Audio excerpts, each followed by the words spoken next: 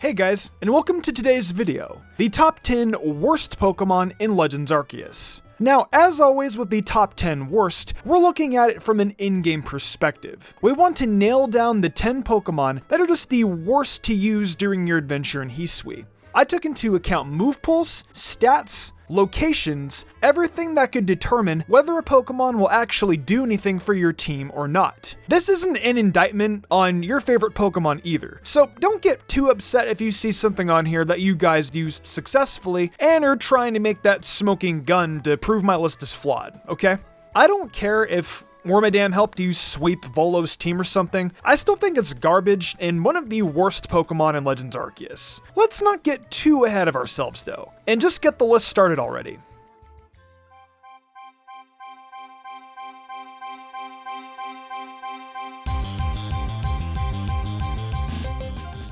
Let's get this list started with a very special Pokemon. The very first alpha you come across in the story, QRiket. It's bad.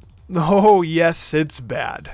I don't think anyone would have assumed QRiket would be any better as a Pokemon in this game, considering BDSP did nothing for it. It's still rocking out with a garbage set of stats, with 85 attack leading the charge. And of course, being a bug type, it's pretty predisposed to getting bodied by the majority of Pokemon. However, if I could say anything positive about QRiket, it would be this. It's not the worst thing in the world to use for a little backup in the Obsidian Fieldlands. I wouldn't recommend it, of course, but if you want to have like a big, intimidating alpha assisting you in this early part of your journey, it isn't the worst option. Its move pool isn't great though. Its stab moves are not bad with X-Scissor and Leech Life, but aside from Aerial Ace and Night Slash, there's like no good coverage at all. It's honestly neither an interesting Pokemon nor a good one, and that's been the story of QRiket's existence. It's kind of surprising for it to open the list today, and it'll seem that way, especially with the next two Pokemon. But I will say this much, you can do much, much worse.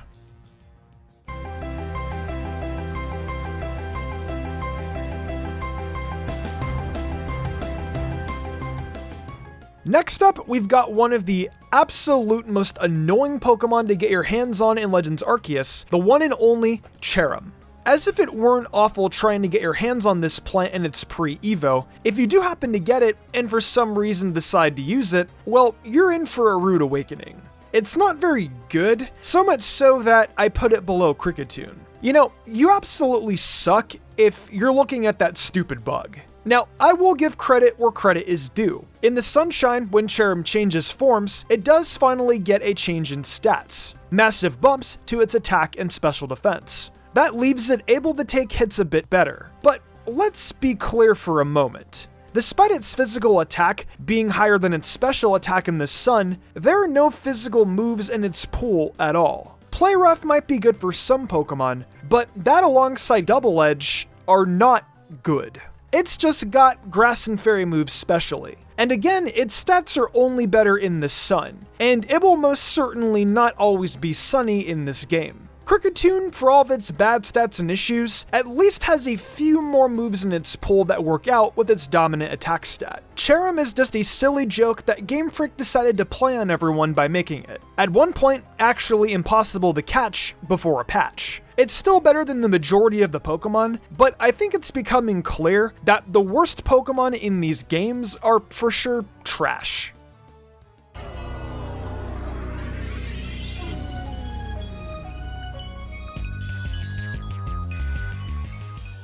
We continue on to another grass type here on the top 10, the Hisuian form of Electrode. It's a very similar case to its Cantonian counterpart. This thing has awful stats outside of its speed, and is a major disappointment. I mean, honestly, 80 in both special stats don't cut it when you're running out there a grass electric type. You're still getting bodied by Flamethrower, folks. There's like nothing you can do about it. Anything that this stupid Apricorn doesn't resist has a very good chance of one-hitting it every time.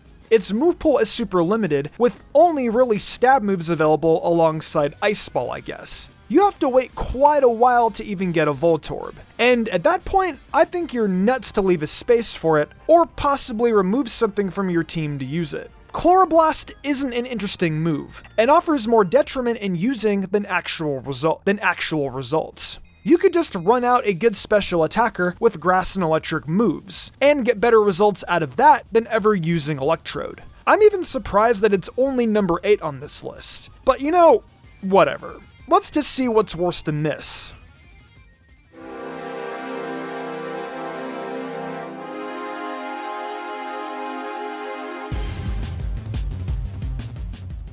Oh yeah, this is definitely worse than Electrode. The disgustingly bad fossil Bastiodon.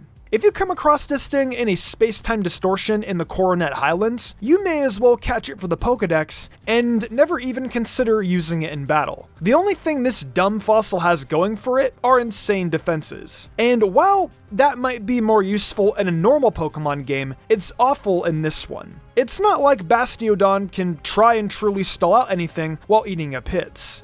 Unfortunately, status elements just don't work like they used to in this game, so you're not ever going to get a chance to stall anything out. Its speed is awful, its attack stats are awful, and let's just go over this move pool real quick. Look at this interesting and compelling coverage that this Pokemon with base 47 special attack and 52 attack has access to. This is what we call a waste, folks. Bastiodon is a defensive savant in a game where that basically does not matter if you don't have at least a bare minimum incompetency when it is your turn to attack. Rampardos remains the better option of the Sinnoh fossils.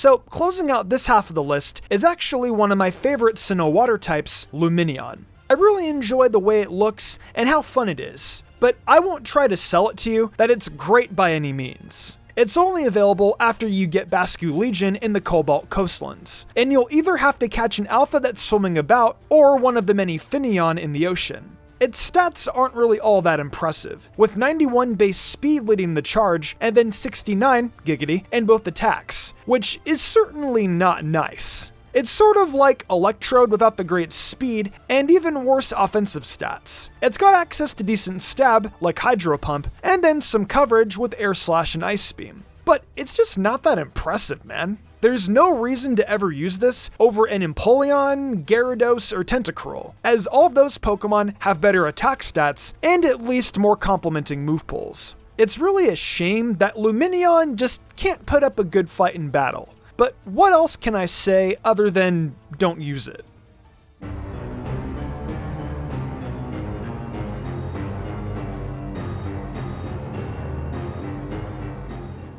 We'll kick into the second half of the list, which, mind you, includes many familiar Pokemon like the first half did, with the worst flying type afforded to you in this game, Chatot. There is never a reason to use Chatot unless you're a mega fan of it, or perhaps you find a shiny one and you like to use those when you get them. There are several flying types that are obscenely better, like Togekiss, Staraptor, and Crobat, that you can use long before Chatot. The Cobalt Coastlands are where you have to get Chatot, and I mean, look, I know not every Pokemon is good. I mean, why would we be doing this video if so? However, I just don't get why these really useless Pokemon are available in a part of the game like this, when they should just be available at the beginning, when the errant player can realize right then and there that they really are not worth using. Chatot might have decent speed and special attack, but with Hurricane being the only really good move in its pull, it's pretty obvious that pulling it out on a team is a waste of space. There is no Hyper Voice or Boom Burst in these games, so Swift is the best normal type special move that Chatot has access to. There's no coverage, there's nothing of note aside from Hurricane, and all in all, there's just nothing good about this bird.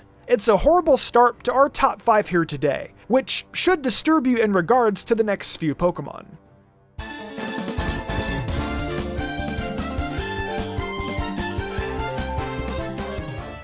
Alright folks, next up we've got Parasect. But only Parasect, not Paras, because that thing is an absolute menace in Legends Arceus. The most aggressive wild Pokemon we've ever seen is that damn mushroom bug. Thankfully though, its evolved form isn't as threatening. It just flat out sucks hard.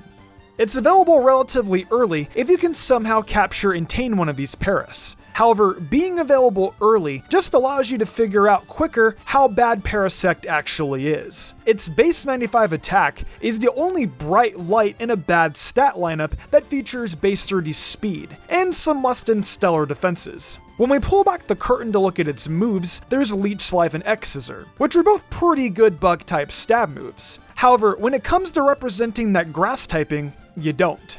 Energy Ball is the only grass move somehow that Parasect can use, and it most certainly ain't a physical move. They actively chose to give Parasect no physical grass-type move to use, despite the fact that they altered so many movesets in these games to make Pokemon better. I think it serves to prove that even Game Freak doesn't give a crap about her giant mushroomed friend. Though, to be fair, I don't think I'd care too much about it either.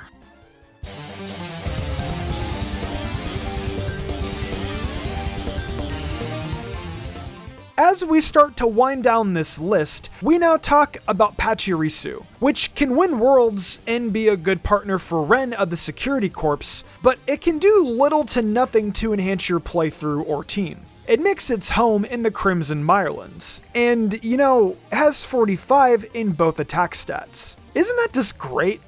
Horrible attack stats paired alongside a 90 base special defense and 95 speed, doesn't that sound like the makings of a great Pokemon?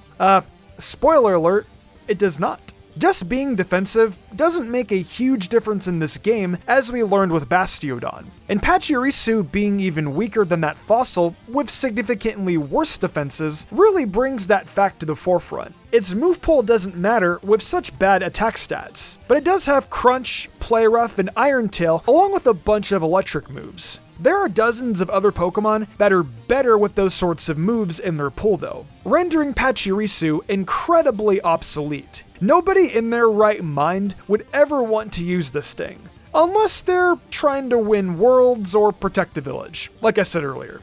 I'm starting to think that Pachirisu might be so bad, it's good. Surely that can't be the case, right?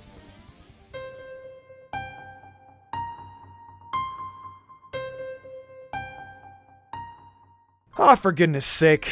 The penultimate spot on this list today is Wormadam. How many times do I have to say I'm done talking about this thing? Apparently it doesn't matter how often I do, because it keeps showing up in my videos and requiring me to profile it. Wormadam is almost enough to make me hope I never have to go back to anything Sinnoh related again in a future video. And that's a shame. When you end up with Wormadam, you either catch it as that, or you find a Burmy. And when a Pokemon is so widely available, it probably isn't too surprising to think that they're not good. Burmy can pretty much fall out of any damn tree anywhere if it is shaking. And that's just desperate, man. Why are there so many Burmy and Wormadam everywhere? I mean, there were a bunch in the modern day, but is it safe to assume there is like one in every tree in Hisui because there were even more in the past? That is such a miserable sight. An endless sea of Burmy and Wormadam. I'll throw the moves they have access to up here, so you can look at them for a few seconds. And look at the stats they've got. I assume that's all I really have to do at this point. You guys can put 2 and 2 together. If I keep talking about this stupid thing and its dumb cloaks, I'll need to put my brain on ice after I'm done making this vid.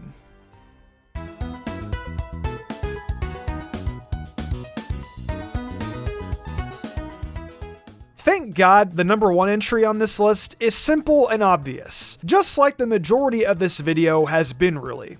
Unknown is of course the worst Pokemon in the game. It only has access to hidden power, and the mission to find all 28 for the Pokedex is miserable without a guide because some of the riddles are just downright dumb. Who wants to just use hidden power and hope for the best? I ask for the 50th time. Why is only Unknown allowed to have something as good as hidden power? Whatever. I'm just glad we can have this one wrapped up on a simple and very mediocre note. Well, that's it for the top 10 worst Pokemon in Legends Arceus, featuring a lot of our favorite awful hits from Sinnoh. Looks like the more things change in the Pokemon universe, the more they stay the same. You can populate a region and create amazing towns and inventions and diversify it, but one thing will always ring true. Certain Pokemon are garbage, and there is nothing you can do about it.